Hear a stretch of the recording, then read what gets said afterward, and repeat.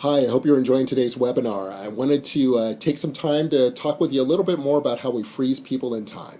Now, the last time that I was on something like this, I told you about how my father froze me in time and didn't realize that things were different until he realized he had to go get his own pizza.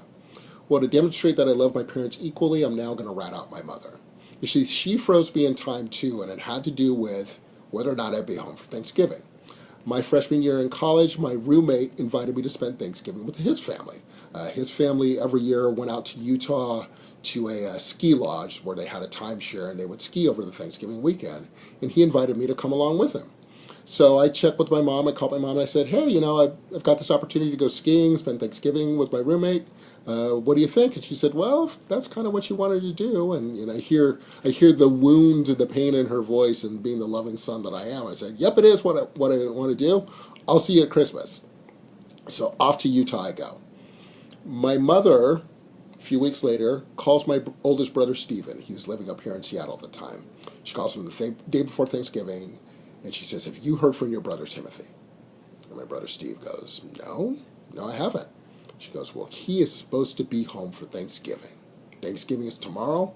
I don't know if this boy is flying up here.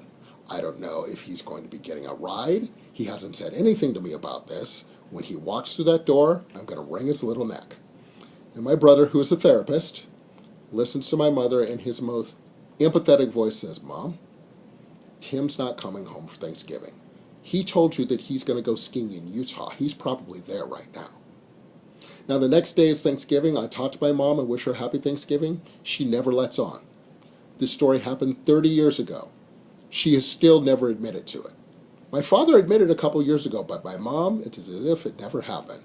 And for her, I was still frozen in time, even though I had told her that I was coming home for Thanksgiving, even though she'd given me her blessing, she still thought that I would walk through the door and be home for Thanksgiving like I had the previous 18 years.